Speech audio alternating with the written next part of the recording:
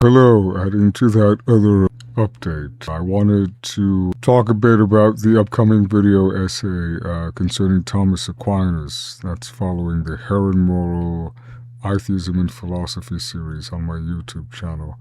If you recall, I was going to give that title, for those who may remember, a very provocative, vulgarity-laden sort of title. Partly to be humorous, but mainly to just take the piss out of Aquinas, who I really dislike.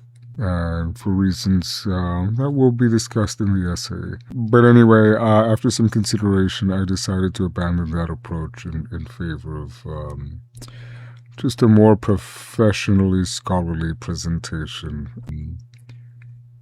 Being vulgar for shock's sake can be fun and serves its purpose as far as garnering attention, but I feel that the work I'm doing is very serious, and I wanted to accord it the seriousness I feel it deserves. So I want to just maintain a serious sort of temperament when it comes to this work. That's a personal decision. So another thing I wanted to say, there's another recent addition, and that's this guy right here, to the Athenaeum, and that is the Robert Fagles translation. This acquisition is particularly important because the Athenaeum is not merely a collection of books, but a study of the intellectual lineage that ultimately contributed to the development of Western philosophy. Before Plato, Aristotle, and the formal philosophical tradition stood Homer. The values, virtues, heroes, and conceptions of excellence that permeate Greek thought can already be found taking shape within these epics as far as the Athenaeum goes in that sequential order. And of course Odyssey would follow. Great Homer. Everyone should be familiar peripherally with Homer. And that book is not only as thick as the Bible, but it's older than the Holy Bible, and it's far better written. That goes without saying. For those of you who have read the Iliad, I would be curious to know which translations you have, which copies of that book occupy your bookshelf.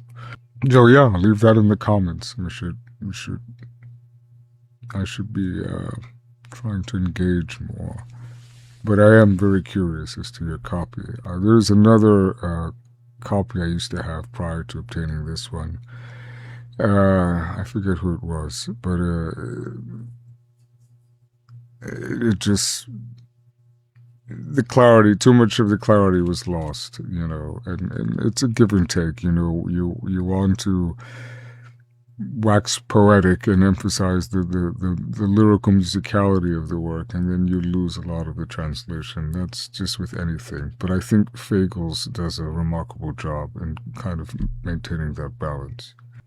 To remind you to subscribe to both my YouTube channel as well as my Substack.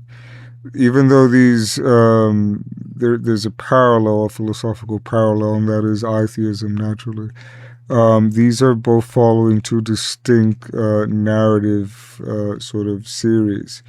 If you will, the series on YouTube is me culling the I-theistic perspective where I can find it within the annals of the Western tradition of philosophy. So it's discussing what philosophers and what philosophies have a bit of the I-theistic in them, where they hit it on the head and where they've, completely lost it. And so I was going through, different schools of thought within the Western tradition.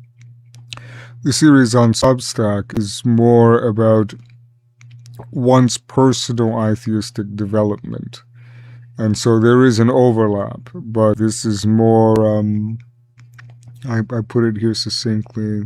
One series traces the philosophy, and the other traces the philosopher. So there is going to be an overlap.